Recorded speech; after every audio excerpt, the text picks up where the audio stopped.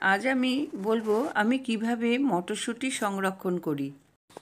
এখন মটরশুঁটি খুবই সস্তা আর অল্প দিন বাদে আর পাওয়াও যাবে না বা দাম বেশি হয়ে যাবে। আমি এখানে কিলোখানেক মটরশুঁটি নিয়েছি। মটরশুঁটি ভালো করে ধুয়ে নিয়েছি। এবার একটা কড়াইয়ে জল দিয়ে তার মধ্যে 2 চামচ চিনি, 1 চামচ লবণ আর হাফ চামচ খাবার সোডা দিলাম।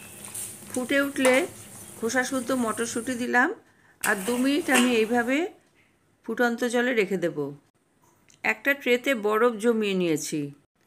2 মিনিট পর ফুটন্ত জল থেকে মটরশুঁটিগুলো তুলে এই বরফ জলে ফেলে দিলাম। এর ফলে মটরশুঁটির রং নষ্ট হবে না। খানিকক্ষণ বরফ জলে ভিজিয়ে রেখে মটরশুঁটিগুলো এবার আমি ছাড়িয়ে নেব।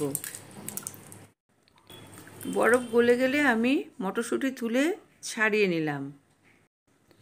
এরপর একটা সাদা সুতির কাপড় পেতে নিয়ে ওর মধ্যে মটরশুঁটিগুলো ছড়িয়ে দিলাম। পাখার হাওয়াতে আমি শুকিয়ে নেব।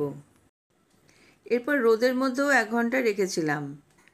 মটরশুঁটি ভালোভাবে শুকনো হয়ে যাওয়ার পর 1 চামচ তেল আমি মিশিয়ে নিচ্ছি। এইবার মটরশুঁটি প্রিজার্ভ করার জন্য তৈরি হয়ে গেছে। গ্লাসের মধ্যে প্লাস্টিক দিয়ে আমি পুরো মটরশুঁটিটাকে উল্টো করে ঢুকিয়ে নিলাম। সমস্ত মটরশুঁটি আমি প্লাস্টিকের ব্যাগে ভরে ভালো করে মুড়ে স্টেপলার দিয়ে পিন করে নিয়েছি। এখন আমি প্যাকেটটা ডিপ ফ্রিজে রেখে দেব। যখন মটরশুঁটি আর পাওয়া যাবে না তখন আমি এই ফ্রোজেন মটরশুঁটি ব্যবহার করব। আশা করি আমার এই মটরশুঁটি সংরক্ষণ আপনাদের ভালো লাগবে।